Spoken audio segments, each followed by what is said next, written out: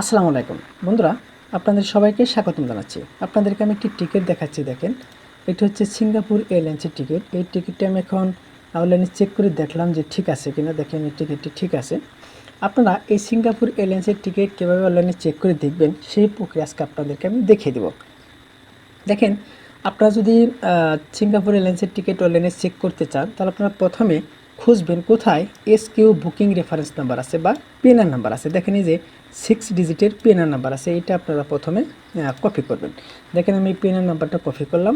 তারপর আপনারা দেখবেন এই টিকিটের ব্যক্তির নাম কি। দেখেন, এই টিকিটের ব্যক্তির নাম হচ্ছে জয়দেব চন্দ্র সরকার। এই নামের যে শেষের অংশ সরকার, এইটুকু আমাদের লাগবে। আর হচ্ছে এই যে 6 ডিজিটের যে পিএনআর নাম্বার, এইটুকু আমাদের লাগবে। বন্ধুরা দেখেন, এই যে আপনাদেরকে আমি টিকিটটা দেখাচ্ছি। এই একই টিকিট দেখেন, এই টিকিটের ব্যক্তির নাম হচ্ছে জয়দেব চন্দ্র সরকার। দেখেন টিকিটের ব্যক্তির নাম। আমরা যেহেতু বুকিং রেফারেন্স নাম্বার দিয়ে টিকিটটা অনলাইনে চেক করে দেখব ঠিক আছে কিনা। আমরা এই যে বুকিং রেফারেন্স নাম্বার 6 ডিজিটে, এটা আমরা প্রথমে কী করব, কপি করে নেব। দেখেন, তারপর আমরা এভাবে কেটে দিব। আমার মোবাইলে যে গুগল আছে, গুগলে ট্যাপ করব।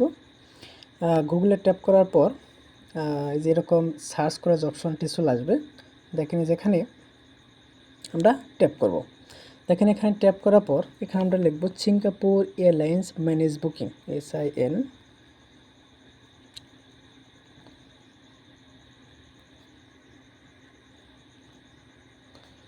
সিঙ্গাপুর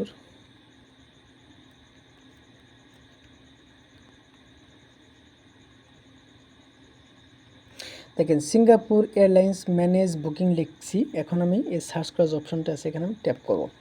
ট্যাপ করার পরে দেখেন চলে আসছে ম্যানেজ বুকিং। এখানে আমরা আবার ট্যাপ করব। দেখেন, এখানে ট্যাপ করার পর একটু সময় নেবে হয়তো। সময় নেওয়ার পর দেখেন এই যেরকম চলে আসছে।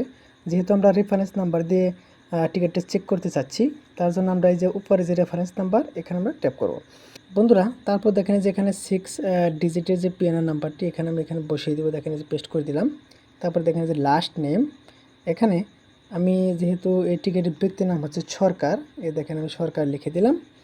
তারপরে যে ম্যানেজ বুকিং, এখানে আমি ট্যাপ করব। তারপর দেখেন যে এখানে উপরে যেহেতু একটি মাইকো দেখাচ্ছে, আমাদের কোথায় কোথায় মাইকো আছে এখানে আমাদের সিলেক্ট করতে হবে। দেখেন যে এখানে আছে, তারপর এখানে দেখতে পাচ্ছি, এখানে দেখতে পাচ্ছি, তারপর এখানে দেখতে পাচ্ছি। এখন আমি যে ভেরিফাই, এখানে আমি ট্যাপ করব।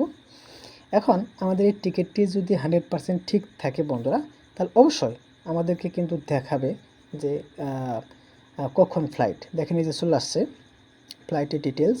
দেখেন এই যে রিটার্ন, মানে এই টিকিটের ব্যক্তি প্রথমে সিঙ্গাপুর থেকে ঢাকা আসছে, এখন রিটার্ন করবে ঢাকা থেকে সিঙ্গাপুর 15 জুন 2024।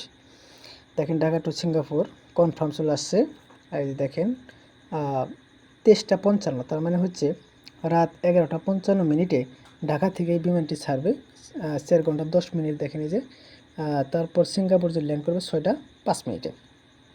সিঙ্গাপুর চান্সি। দেখেন এখানে সব কিছু কিন্তু চলে আসছে। আমরা যদি নিচের দিকে যাই, দেখেন যে এখানে কিন্তু আমাদেরকে আরও অন্য ডিটেলসগুলো দেখাবে। দেখেন যে এখানে ব্যাগেজ 25 কেজি।